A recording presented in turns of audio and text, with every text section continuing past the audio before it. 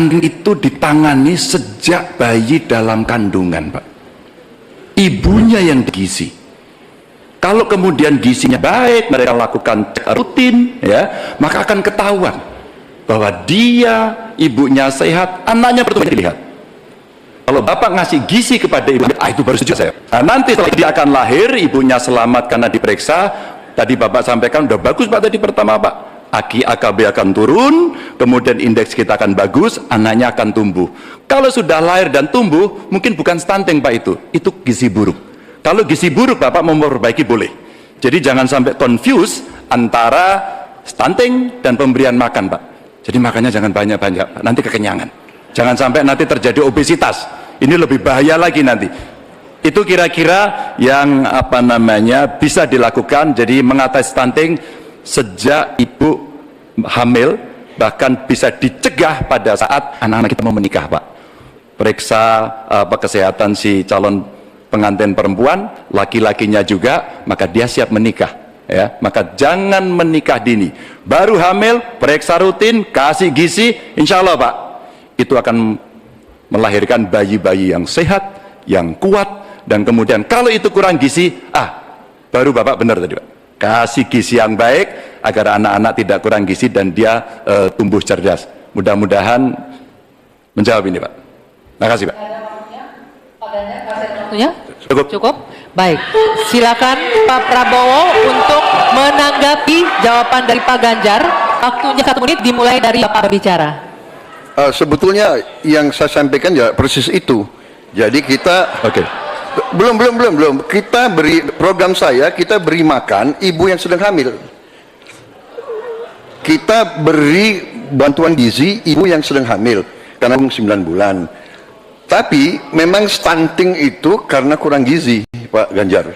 Itu karena ibu dan karena dianya juga kurang gizi, dia stunting. Dan itu terjadi di seluruh bagian dari Indonesia yang saya ketemukan. Anak-anak umur 10 tahun, badannya seperti anak umur 4 tahun. Jadi kita harus intervensi, kita harus kasih bantuan makan, dan juga ini mengurangi kemiskinan. Karena banyak sekali rakyat kita yang penghasilannya hanya 1 juta rupiah sebulan. Jadi kalau tidak dibantu makan anak-anaknya sangat berat hidupnya. Terima kasih. Ya, cukup waktunya ya. Baik, selanjutnya kami persilakan Pak Ganjar untuk menanggapi jawaban dari paslon nomor 2. Waktunya 1 menit, silakan dari sekarang. Jadi maksudnya Bapak mengkoreksi pertanyaan Bapak ke saya ya tadi ya? Tidak Pak? Oh tidak?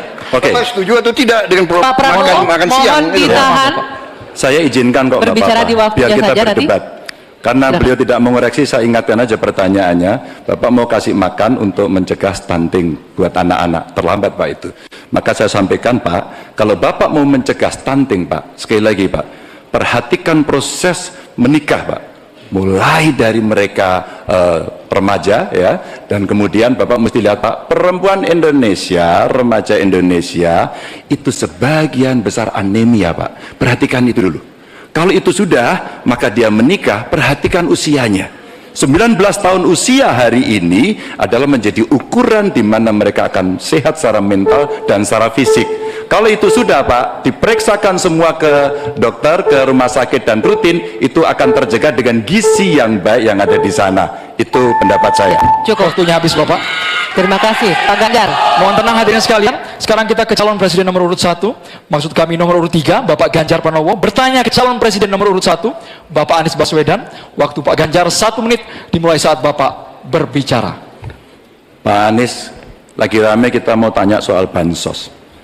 Karena menurut saya bansos ini adalah kewajiban negara dan rakyat berhak mendapatkannya. Tapi kita punya problem. Karena banyak klaim yang diberikan seolah-olah ini bantuan orang per orang atau kelompok. Padahal kita masih punya. Ada data yang tidak valid, ada cara penyampaian yang tidak benar, ada protes yang kemudian tidak terverifikasi atau terrespon dengan baik. Ini yang menjadi pertanyaan saya kepada Pak Anies adalah, menurut Pak Anies kira-kira bagaimana tata kelola bansos agar 1, tidak saling klaim, 2, bisa tepat sasaran, 3, tidak menimbulkan kecemburuan-kecemburuan, sehingga inilah satu harapan yang betul-betul bisa diterima oleh rakyat. Silakan. Masih ada waktu Bapak? Cukup.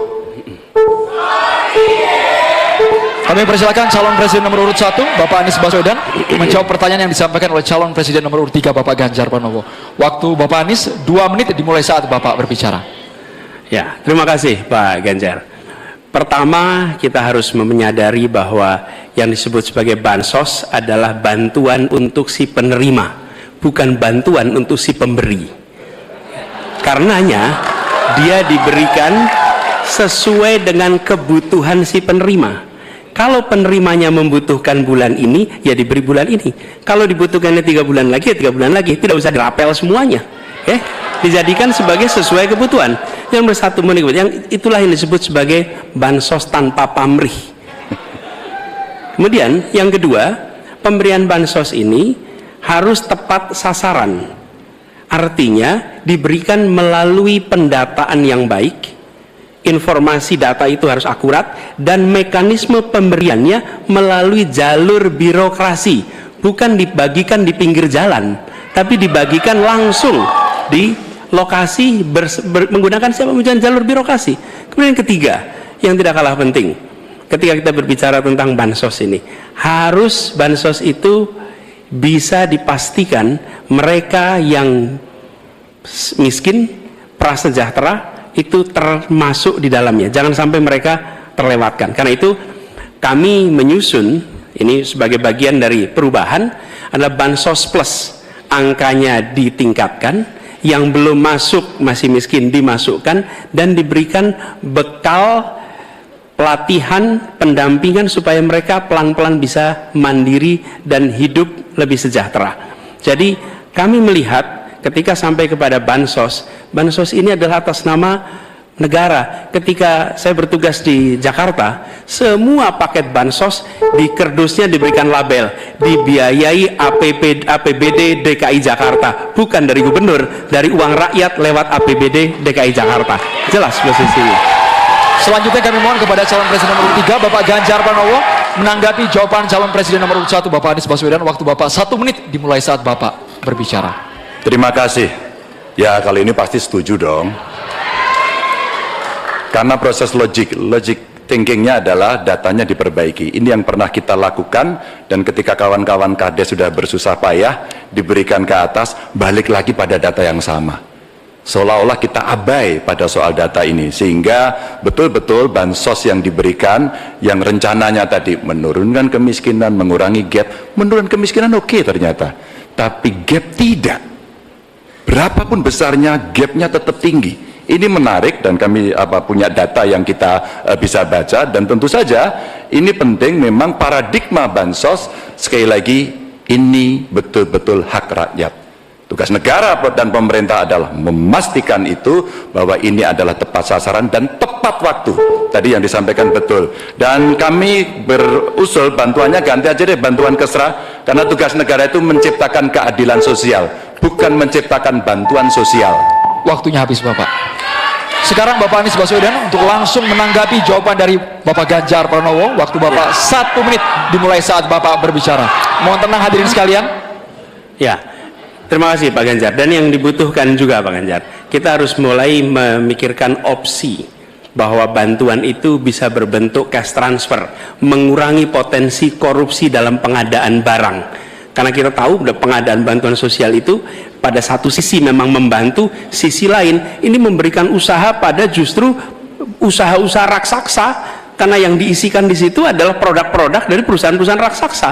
Dan ini yang menurut saya harus koreksi. Bila bantuan itu diberikan langsung dalam bentuk cash, ini salah satu yang perlu kita pertimbangkan. Mereka langsung gunakan sesuai dengan kebutuhannya. Lalu yang soal data ini sesungguhnya bisa dikerjakan bersama-sama. Kami pernah lakukan di situ, pasti sama nih Pak Ganjar, berikan kepada RT RW, mereka musyawarah mencocokkan siapa dalam daftar itu yang benar, siapa dalam daftar yang keliru. PKK, LMK, kemudian Karang Taruna, RT RW, mereka bisa membantu. Datanya akurat, dananya dipakai sesuai kebutuhan. Terima kasih. Waktunya habis Bapak. Ya, untuk sesi selanjutnya kita berikan kesempatan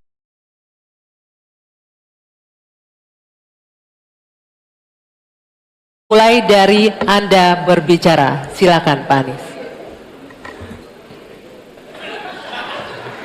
Baik, Pak Prabowo yang saya hormati, gagasan yang Bapak bawa dan Bapak gaungkan adalah keberlanjutan. Pertanyaannya kemudian, apakah yang sekarang kurang dari pemerintah hari ini akan dilanjutkan? Asumsi saya tidak. Yang kurang tentu tidak dilanjutkan. Karena itu pertanyaan yang perlu dijawab adalah terkait dengan persoalan perempuan. Bagi kami persoalan perempuan ini sangat penting. Dan karena tadi tidak ditanyakan di dalam dialog tadi, maka saya merasa perlu untuk mengangkat tema ini untuk memberikan kepada kita yang nantinya berada di puncak kepemimpinan nasional, memberikan perhatian yang serius pada persoalan perempuan. Ini persoalan yang mendasar. Pertanyaannya Pak, bisakah Bapak jelaskan apa yang kurang dalam pemberdayaan dan perlindungan perempuan sekarang dan bagaimana mengubahnya? Terima kasih Pak. Ya. Cukup waktunya, silakan dijawab Pak Prabowo. Waktu Anda 2 menit untuk menjawab. Dimulai dari Bapak berbicara. Baik, benar sekali ya, kita benar-benar melihat bahwa peranan perempuan sangat penting dalam kehidupan suatu bangsa, dan karena itu fokus saya adalah tadi ya, membantu gizi makan untuk kaum ibu-ibu yang hamil. Kedua, fokus kepada pendidikan. Saya ingin membangun sekolah-sekolah unggul terpadu di tiap kabupaten, di mana kaum perempuan harus diberi suatu kesempatan yang sama dengan kaum laki-laki. Dan ini sudah saya rintis di Universitas Pertahanan, di program-program S1 yang kita buka di 10 prodi di bidang sains, teknologi, engineering, mathematics. Ternyata proporsi perempuan sangat besar. Juga di politeknik vokasi di Atambua yang kita buka, justru perempuan lebih besar dari laki-laki di mahasiswa dan mahasiswinya. Jadi memang benar, ini kita harus memberi kesempatan, terutama melalui pendidikan dan pelayanan kesehatan. Ini saya kira sangat-sangat penting. Kita harus kurangi secara drastis angka kematian ibu, yang kita termasuk 10 negara tertinggi angka kematian ibu pada saat melahirkan. Jadi saya kira upaya-upaya untuk kesetaraan gender sangat penting. Juga di bidang politik kita melihat kaum perempuan sudah sangat mengambil peran yang sangat menonjol, dan saya akan mendorong peranan itu di pemerintah yang saya pimpin kalau saya dipilih. Terima kasih. Waktunya habis. Saya berikan kesempatan untuk Pak Anies menanggapi jawaban dari Capres nomor urut 2. Waktunya 1 menit. Silakan dimulai dari Bapak berbicara. Ya, terima kasih Pak Prabowo. Tapi mohon maaf, nampaknya Bapak belum menjawab pertanyaan kami. Karena pertanyaan adalah tentang perlindungan perempuan, yang permasalahan apa dan bagaimana mengubahnya. Mohon nanti sesudah ini mungkin bisa dielaborasi soal perlindungannya. Kami melihat ada 3 hal ketika bicara itu. 1, perlindungan. Karena kita menyaksikan jumlah kekerasan pada perempuan luar biasa banyak, tinggi. Catatannya ada 3,2 juta kasus selama 8 tahun terakhir ini. Itu yang tercatat, itu yang terlaporkan. Dan perempuan ini harus dimuliakan, harus dilindungi, dan kekerasan pada perempuan tidak boleh disepelekan, tidak boleh dianggap sebagai isu kecil. Dari mulai catcalling sampai kekerasan fisik, itu semua harus ditindak tegas, dan kami akan tindak tegas. Kemudian yang kedua, kesetaraan. Yang sekarang bekerja dibangunkan daycare, sehingga bagi ibu yang mempunyai anak bisa ada tempatnya. Yang ketiga, kesejahteraan. Perempuan harus punya upah yang setara dengan laki-laki. Itu kira-kira Pak. Terima kasih. Baik, kami berikan kesempatan Pak Prabowo menanggapi respon dari Pak Anies tadi. Waktunya 1 menit, dimulai dari Bapak berbicara. Tadi Pak Anies kurang tegas membicarakan masalah kekerasan terhadap perempuan dan perlindungan. Oh, kita harus tegakkan hukum. Dalam perlindungan masalah-masalah itu kita tegakkan hukum. Dan itu harus kita tegakkan dengan sekeras-kerasnya. Dan itu sudah menurut saya aksiomatis.